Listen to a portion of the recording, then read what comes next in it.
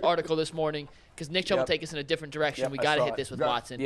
From Albert Breer, and I quote, maybe the news spec here is, to my understanding, Watson will get some, albeit minimal, practice reps with the first-team offense this week to acclimate him back to the group and the group back to him. It'll be important for his teammates to hear his voice and cadence in preparation for his return in 20 days. Yeah, and one of the questions was how much work should he get in practice? How many of the reps? So if you're splitting the reps this week and then next week, let's do both weeks because obviously it's going to increase. G. Bush, you want to see him at practice and reps what percentage this week? This week, 50-50, and we're going to move that it heavy. Oh, yeah. You still got to go with Brissett, though. Brissett is okay. He's a relief pitcher. Yeah. He's a veteran. He knows what it is. He done played enough games this year to know what Stefanski like to call how he going to move it. I'm running 50-50. I got him 50 this week. I got him 75 the next week. Really? That heavy? 75. I don't, because they have no shot to beat Buffalo. Zero. So they can run 100% with Brissett. Nothing's going to happen. That next week, who they got the next week? The Patriots. We already played the Patriots. No. I'm sorry, the Buccaneers. Buccaneers. The Buccaneers. Whatever. 75%. He's going to get. So I'm wondering, is that because you're white flagging these games and you just want to really get Deshaun Watson acclimated and up to speed? Or yes, that's what it's all about. Yeah. Everything. So well, if it is, then why not give him all the reps? Well, you got to keep him so he's ready for the game. At least you know the first 10 scripted plays. Anything past that, is a wrap anyway. Yeah, have you seen him adding a lot of wrinkles in the off weeks that we need to adjust for? Him, and because he'd be smart to say this. This is something that Stefanski can work on, which is messaging. Hey, look, we got a guy who we planned to have earlier. He's out 11 games. He has not played in 2 years. We need to first get him acclimated and up to speed of the game speed of the NFL. 2, the worst thing that can happen for the Cleveland Browns is if he's not prepared, he goes out there and gets hurt against the Texans. Because I've been thinking about that for a long period of time. I mean, that would be the worst thing for sure. The second worst thing would be if he goes out there and plays horribly. Yeah. Like just absolutely, who is this guy? Yeah. I think people might have to be prepared for that. That's the thing. I think that we could really see that, and I think, of course, Cleveland will just go insane. Oh my God. I mean, can you imagine? To have sold, in a lot of people's minds, people will see that as we sold our souls and compromised our future for this, and we didn't even get the payoff. And you might have. It's like if you sold your soul at the crossroads to learn to play guitar, and then you got the guitar and you were terrible, and you were just and I don't have my soul, and I'm bad at the guitar. He could never sell your soul. Don't do it. Deshaun Watson could save their season without even going to the playoffs. Just by looking great. By giving hope. By giving us hope for 23. If he looks great and they moving the ball, I don't care if they lose every single game from now on. If they lose all of them and he out there throwing for 300 plus, the offense looks completely different. Everybody will come in here every single week and be like, hey, man, we finally got something. Yeah, once we get this defense. We get this defense. Well, what percentage of snaps do you think Jacoby should take this week, and what percentage do you think he should take next week? I think 25% this week.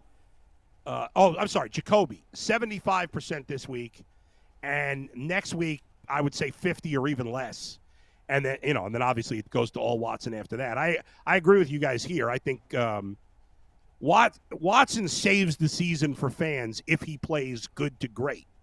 I'm not expecting him to play his best football ever, especially when he first comes back after not playing for 2 years. But I do expect him to play well, and if he does, then all this, they suck, fire the coach, all this anger that we have is going. You talked about before how Browns fans are. Sunday we have optimism. Sunday night you hate the team. Monday you hate the team. Then it builds up. The same thing will happen. But usually by November we're like, this team sucks. I'm not buying in again next year. But if Watson plays well, everybody will buy in again next year. Everybody. Yeah, it is critical. And he's right. The macro of the weekly cycle is the season. Right. At the beginning of the season, we think Super Bowl. Yes. Even when the national pundits are saying, wait, what? Are you aware of your standing, where you are? And then, you lose that first game or second game or third game, you're getting blown out, and then it's the same thing. Wash, rinse, repeat. Mike, you haven't weighed in on this. You have a short-term decision to make and a long-term decision to make on getting this guy ready to go. What percentage of the snaps do you want to see? We know Brissett's going to be the starter for the next two. How many snaps should Brissett take this week and then next week? As I said, I think the rest of the season is really just about preparing him and seeing what we have and what we don't have and what we still need. We obviously have some missing pieces. We wanted to pretend like if we added this guy to this team right now, it would all of a sudden just be running smoothly and everything's ready and stuff like that. But we've seen what's been instructive this year, and it's hard to get a total read on it because we have not our quarterback as our quarterback right now, and that changes everything a little bit. But it's hard between injuries and people who just haven't come through in the way that we had hoped that they would. We have a little bit of better idea of what we need to fix. Obviously, we don't have anyone who can stop the run. That would be helpful. That's proven. I still think that we need probably another receiver for him, even though I think that Donovan Peoples-Jones has been better than our expectations. He's been a bright spot. He has been, but they still are missing. They don't have that third receiver. They don't have that third piece. They're missing something like that. That's what we've seen too. But I think what they need to do, I mean, I don't care how many snaps Jacoby gets. Like I said, I think the rest of the season is just preparation for next season. And some of that's going to mean possibly sacrificing, losing some games and stuff like that, maybe we should be prepping Jacoby instead of looking towards the future. But we still got these fans who are dreaming about going on this run where we might win one more. They're still doing this math and saying, and then if Deshaun comes in and wins out, just put that out of your minds, everybody. It's not going to happen. There's a less than 5% chance. You have to think about everything that we're doing now as looking at what we need to do in the offseason to build around this new piece. And that's what the rest of the season is about. And as far as like snap count going into these next two games, I think that prepping, all I know is I think prepping Watson for the end of the season is now the priority. And I don't even care if what happens for the rest of the season, win or loss. And I'll add to that. But Mike. Yes, go ahead. Go ahead. I'm sorry. Yeah, I was going to say, but I agree with you, but the Browns won't look at it that way. And, yeah, realistically, the Browns are not going to make the playoffs. I think we all know that. Because even though mathematically they can do it, there's zero reason to believe they could play with the consistency to get there. They would have to go, they have 8 games left? They'd have to go at least 6-2, if not 7-1. So it's okay, but here's the thing. They should still play as if they're trying to make the playoffs, in my opinion. Until they can't, until they're mathematically limited. Yeah. Well, but G was saying don't play Nick Chubb, and I understand his point. You know, if the Browns make a thing about pitch count with Nick Chubb, then why play him if you're eliminated? Well, I would say if we're all thinking about next year, well, I want to see Nick Chubb play with Deshaun Watson and see what that can look like. Now, I want to use Jerome Ford and get him in the mix. I do too. Because I think he's going to be their number 2 back next year. Yeah. But I'm not like, you know, having and Nick Chubb won't.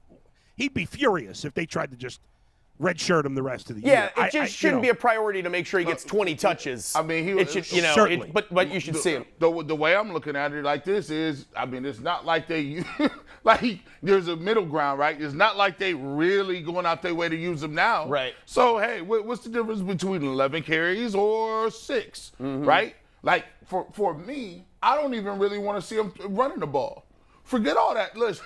Forget all that run stuff. We know the likelihood of injury at that position is high. Right. Why roll the dice if you don't need to roll the dice? And to me, you know the Browns can run the football. Do you know they can pass it? Do you know if David Bell? Now you get an opportunity to really look at your receivers, right? What is Schwartz? What is Bell? Yeah. What are some of these other guys? What is Jerome Woods? Ford? I want it to be the Dearness Johnson show right now. You know what? There's a lot of validity to that. I know it does seem like you're just waving the white flag and you're going to lose. But here's the flip side to that is normally if you're in that mode, tank, there's a payoff. Right. In the draft pick. Right. There is no payoff. No, it's just got to be the experience and to see what we what learn. you have. Yeah, what we learn. That's it. We have to just come to terms with that. Because we got to decide whether or not I'm with you, Paul. If I'm going to the grocery store, it don't do me no good to go leave the grocery store, come home and be like, man, I forgot to go ahead and check and get this lettuce. We need to know if we need a receiver in now. Like the stuff they did this year with the receivers and the defensive tackles, that can't happen anymore where you think you got some young guys that you're going to play, and then those young guys you got aren't worth a hill of beans. You need to know what you got before you get there so you can say, okay, free agency, I'm definitely getting a defensive tackle. I need to move on from this guy, this guy, this guy. But I need to know what you got in some of these positions. I know what Nick Chubb is. He's a monster. We'll see you next year, Nick. See you next year, buddy. I just love to use the term hill of beans. That was my favorite. I was sounding like a that was swear straight from Dad. Yeah. Dad got You that. know what's nuts to me is that Yeah, okay. I know they tried to trade him, but I just can't imagine that there wasn't a taker for Kareem Hunt. When you look at the guys, the running back, now obviously McCaffrey's the top of the hill. Yeah. And you knew he was going to get a haul. Well, But you know who probably has the scoop on that, if I had to guess. I'll bet that'd be Miss Mary Kay, who's with us. Maybe Probably. she knows. If And anybody Mary Kay would, Cabot it would is on be with her. us. Hall Mary of Kay, Famer welcome. Mary Kay. Hall of Famer is Mary right. Kay. Why we Hey, couldn't Mary get, Kay. Mary Kay, let me jump in because these guys Let are Adam yell at you really three quickly. nudniks here. These guys are nudniks. here. Now we're nudniks. Hill of beans, Yeah, nudniks. nudniks. It's a real swear fest out here. Mary Kay, these guys keep complaining that Nick Chubb and Kareem Hunt don't get enough touches. Oh, my gosh. Even though still doing combined they have more rushing attempts than any other backfield combo in the league. So He's what would you infecting say? the Are they not guests getting the with it ball now? enough? Now he's Are they not infecting getting the guests. ball enough, Mary Kay? What do You know say? what? There are certain games when it seems like they could get it more. But You're a when nut, Nick. Welcome to the club. But when Of course, there are always going to be certain games, yeah.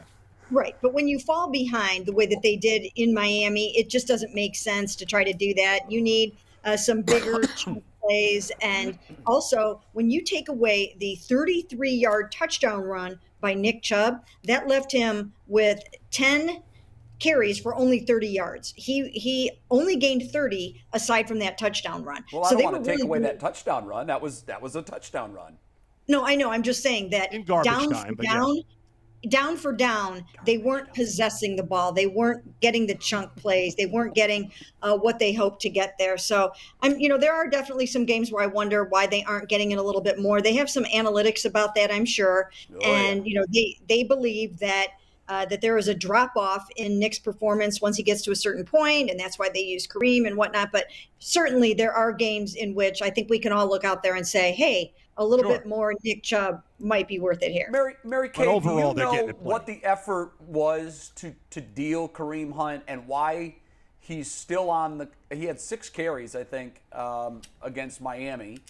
And it just seems to me, as I'm looking at some of these other teams around the league, there are teams that still need that piece.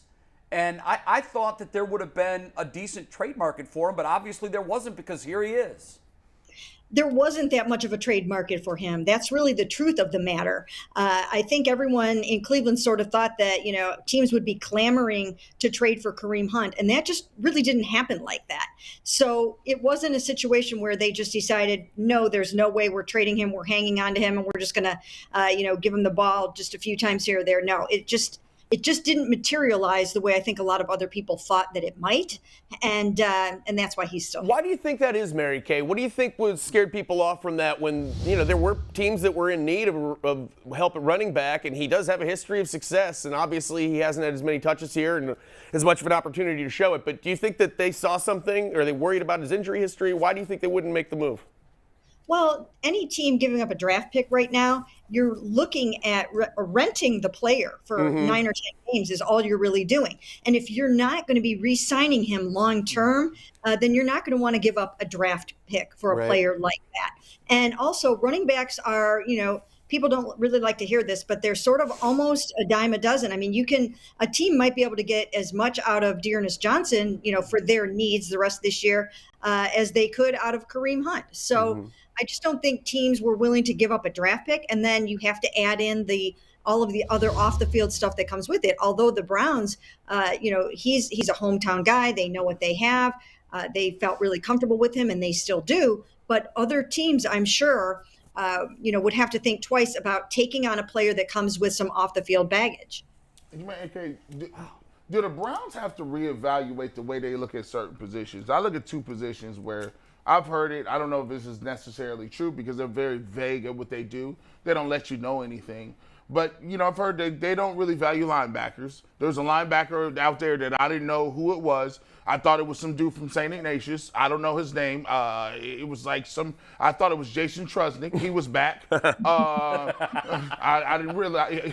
Raven Trone. They're out there. My thing is.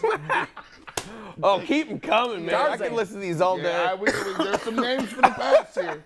Now, between that and the defensive tackles, when you look at the PFF grades, I mean, they're in the 30s. Does Barry and DePodesta and Stefanski have to go back to the drawing board and say, hey, look, we're getting gashed in the run game. We need to really put some emphasis on these positions. Or do they think that it's just, if Deshaun comes back, they'll score enough points so you won't recognize that? Well, this team definitely has a philosophy on valuing certain positions over others. And certainly we have seen that defensive tackle and linebacker up the middle of the field aren't really necessarily the place where they spend a lot of money or put a lot of resources into getting sort of superstar-y kind of guys. But I would like to point some things out about this defense real quick, because I think a lot of people aren't looking at some of this stuff. And not that I'm making excuses, but there's been no continuity on this defense this season. First of all, there were young guys that they thought would really step up and pop and jump off the page this year. I'm talking about the Jordan Elliott's, the Jacob Phillips, the Grant Delpits, the JOKs, right? These guys, we heard that they were really supposed to have some breakout seasons. Instead, while they were kind of coming up their learning curve, a lot of other things happened.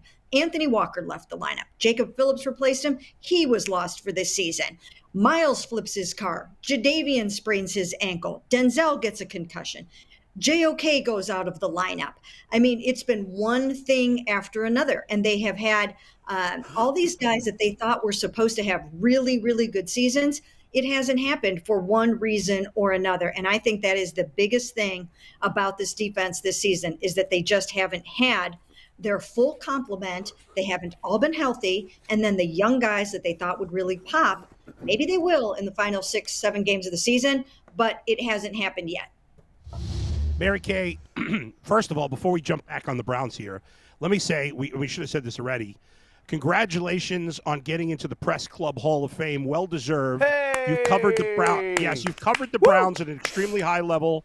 You take so much crap from the idiot fans out there. A lot of us do, but you get it worse than most, because we know there's a segment of the fan base that are sexist.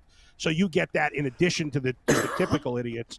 You've done a magnificent job. You've been great ever since I've been here, and very happy for you. Congratulations. Congratulations, Mary Kay! Woo! Thank you, guys. I really, really appreciate that. Again, I'm very humbled and honored for this award. I thought Terry did such a nice job with the column that he wrote over the weekend. I was very grateful for that. And you guys have all been great. You guys are some of my favorites for sure. And it's just been a really nice run. Do they give you a jacket? Thank you. Do you get a jacket or a pin? Do you get like a discount jacket? You get a discount at Red Lobster or anything? I don't know. I'll find out tomorrow, I guess. All right. Well, it is. You deserve it. Really is a nice award, and it's recognition of, a job well done for a very long time. I think the average fan doesn't really understand how much work the beat writers put in. Oh, yeah. A lot of them think that, they're covering the games. But Mary Kay would be the first to tell you, your vacations have been blown up through the years with big trades. You are never off. That phone could ring at any time. There could be a major story 365 days out of the year, and you've got to be there. It really is like you're on call all the time. Back to the Browns. I know that this is, when you look forward to how they play out the rest of the season, they're not going to wave the white flag, clearly, but we know what the mathematical chances are of them making the playoffs, slim to none. It's less than 5% now, and they've got Josh Allen and Tom Brady coming up before they get their guy back. We were talking a little bit ago before you joined us about how the Browns sprinkle in Deshaun Watson at practice over the next 2 weeks. What percentage of snaps do you think he'll get this week? And then what percentage of the work do you think he'll get next week before he comes back the following week against Houston?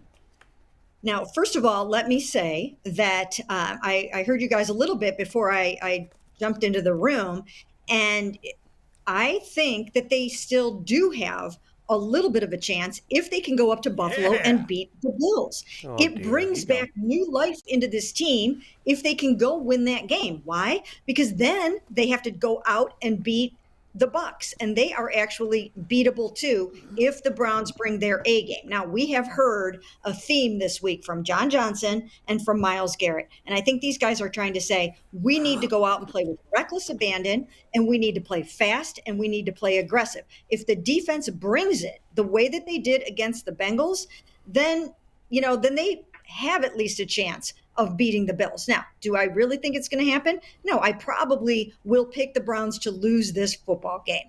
But in the off chance that they can go up there and grab that game, it changes the conversation. It flips the script a little bit. And that 4.5% chance jumps up exponentially. And then if they beat the Bucs. So it really isn't over yet, even though, that the chances are slim. They still have so much to play for. What's bothersome, I do think, No, but I need to point this out real fast. That's why she's in the Hall of Fame right there. She's been doing this long with this team and still maintains that sort of positivity and that sort of hopefulness, and that's what you deserve to be in the Hall of Fame for. So you're saying there's a chance. It is, and that's why the city loves you. Here's my problem with what you just said. Why are we waiting until week 9 to play with reckless abandon, or week 10? Like, where was I thought Miami, I said all week last week, this is a playoff game. I want to see this team come out of the gate and play like it is a playoff game, because it was reckless abandon time. And now we're hearing reckless abandon? What the hell? Where was reckless abandon in week 3, 4, 5, 10? Where's it been?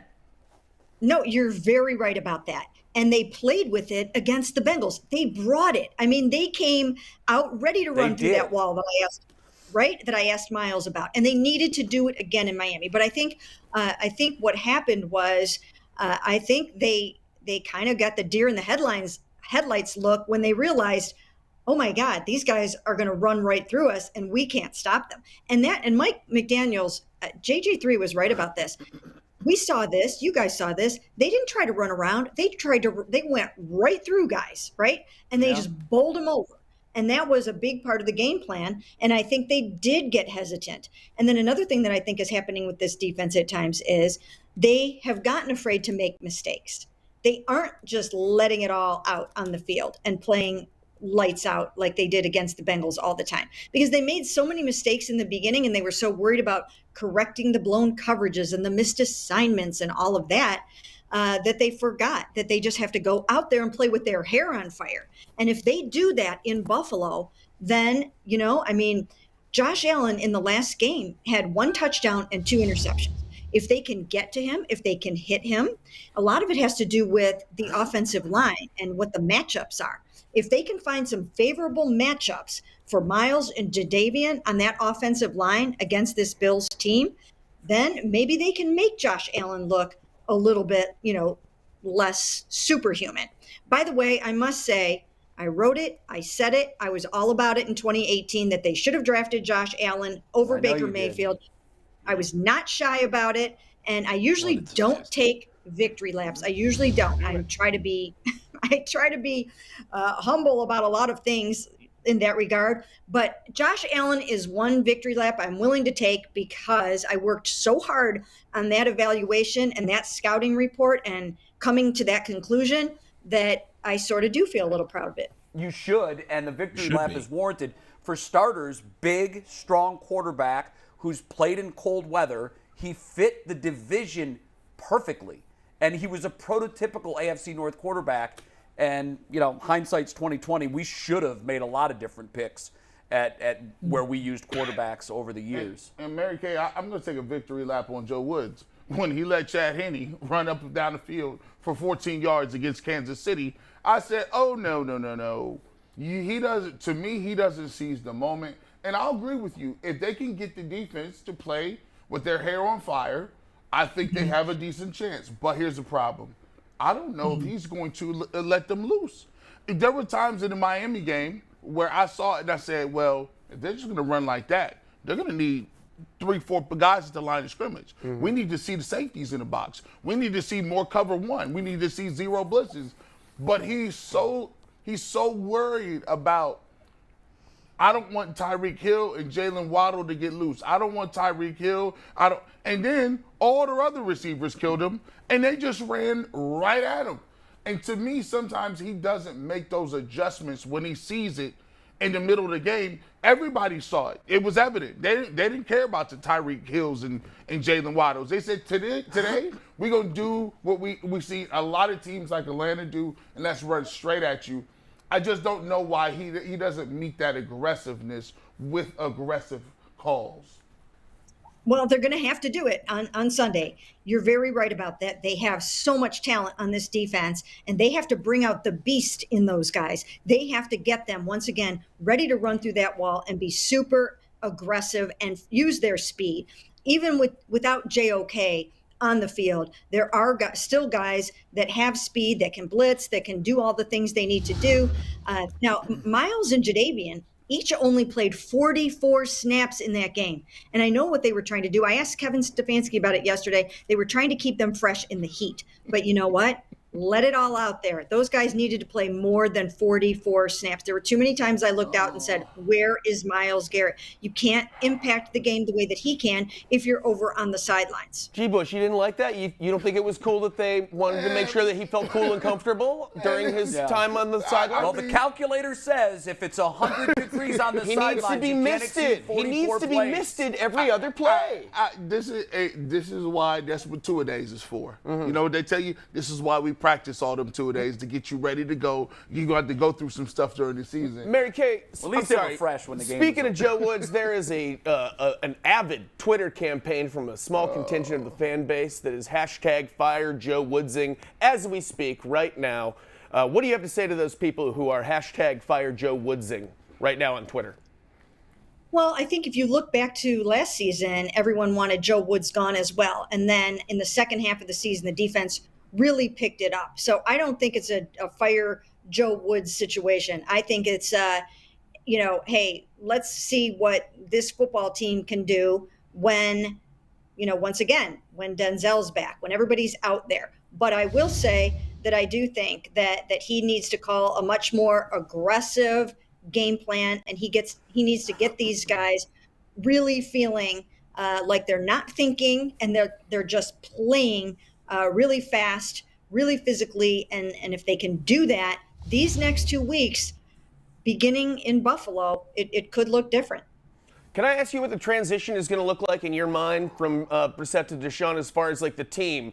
How is that? It's got to be weird for all of a sudden a team to have to accept this other quarterback and transition like this. Is that going to be a smooth transition, or is that going to be strange? I think it'll be a smooth transition in large part because they worked so hard at it before he left for his suspension. And it feels like he was back so quickly, back in the building, back in meetings.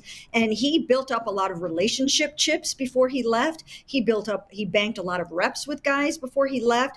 He took the offensive guys to the Bahamas. He made a lot of close friends. He and Jacoby are close. So I think it will be a pretty seamless transition. The thing that I think that everyone's going to have to be a little patient about is the fact that quarterback and play caller need to get to know each other. The play caller is going to have to figure out, what is Deshaun like on third down? When does he want an RPO? When does he want to run out of an RPO? When, who does he like to throw the ball to on a fade in the end zone? Some of that takes a little bit of time, and you don't know what that is going to be until the first starts flying, when the lights are on. The other thing is, and I've said this all season long, I think they left themselves one Pro Bowl caliber receiver short this season. And I do really think that even though DPJ is playing incredibly well, and good for him, he's playing so well, but I think that, they still need one more guy in the Amari category when Deshaun gets back. And unfortunately for him, they don't have that. All right, Mary Kay, congratulations again. Keep up the great work, and thanks, as usual, for joining us on the Ultimate Cleveland Sports Show. Appreciate it. Sure. Thanks, guys. everybody. Thank you. Whenever